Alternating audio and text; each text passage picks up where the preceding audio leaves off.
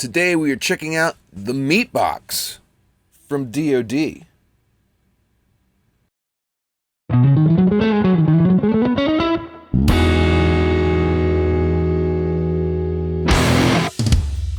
Good afternoon. How's it going, everyone? I hope you're doing well. If you're new here, hi, I'm Miles. I do music stuff. And today we're checking out a pedal from the company DOD. This one being the Meatbox SUBSYNTH pedal. I've been curious about this pedal for some time now, and I finally got the opportunity to get my hands on it courtesy of the people over at buyorborrowmusic.com. Buy or Borrow Music is a subscription service that offers 3 different tiers of available equipment that they'll send out to you as a customer to check out. And if you come across an item that you really like, you have the option in that case to buy it and keep it. And they didn't ask me to do any sort of promo in the video on their behalf. I just happen to be a customer of theirs that really enjoys the service, and I think that you'll enjoy it as well. So if you haven't already, be sure to go and check out buyorborrowmusic.com. The Meatbox is actually a reissue of the 90s effect pedal, serving as a resource for all seeking massive low frequencies to be a part of their playing. This pedal will give you the familiar octave sound you would find in a Boss OC pedal, and then much more in the control of subharmonic frequencies to go along with your standard octave controls. The Meatbox, as far as its controls, are pretty straightforward. You have 4 knobs controlling 4 different parameters, those being output, octave, sub, and low.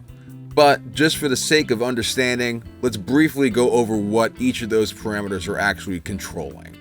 The octave control increases or decreases the amount of low octave being added to the signal, while your output control controls the output level of the affected signal. Sub controls the amount of synthesized subharmonic added to the signal, while low increases or decreases the low frequency content of the output. And sure, that's a series of fancy words all being bunched together in sentences, but how does this thing actually sound? Let's find out together right now. Here we go. But just one thing, and I think you know what it's going to be. If you like what I'm doing here and you haven't already, be sure to hit that like and that subscribe button. After all, it's free, it doesn't cost you a thing. All it takes is one click of your mouse or a double tap on your screen or touchpad on your laptop, whatever you're using, and it'll help me get a little bit closer to 10K subscribers. That's what I'm aiming for, and I want to make it happen sometime in the near future. So, you'd be helping me reach that goal. And it's free. Okay, back to the show.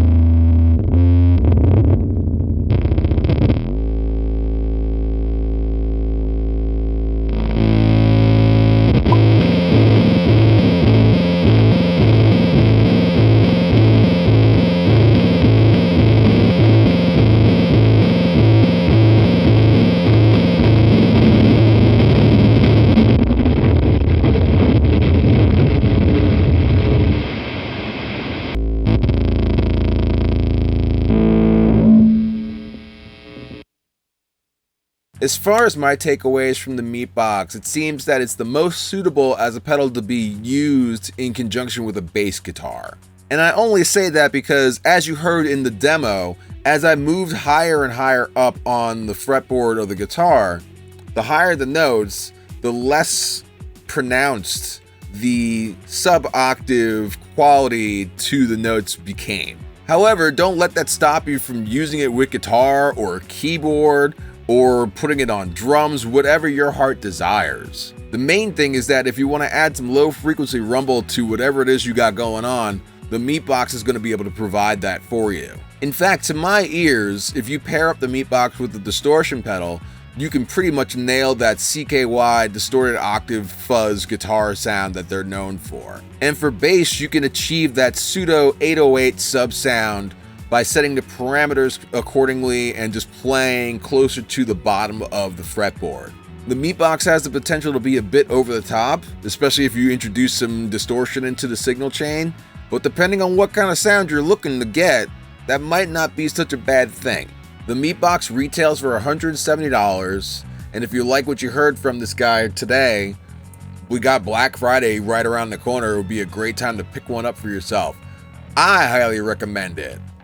And with all that said, that's all I got for you guys for today. Big thanks again to buyorborrowmusic.com for making this video possible. I hope you found this video to be interesting and informative, and if you like what I'm doing here and you haven't already, be sure to hit that like and that subscribe button. It's free, doesn't cost you a thing, and it's gonna help me on my journey to 10K subscribers. So come on. And if you like what I'm doing here and you want to support further than just liking and subscribing, down below in the description I'll leave a link to my Patreon page where you can check out the perks that are attached to your support over there. Big shout out to my patrons for helping make these videos possible. I appreciate each and every one of you guys for your continued support. Like I said, I'm trying to up the frequency of videos that I'm putting out. I got stuff that's on the way, so I hope you'll stick around. And again, thank you. But yeah, for now, we'll leave it at that. Thank you guys so much for your time. I'll see you in the next video. Stay safe. Keep playing. Peace.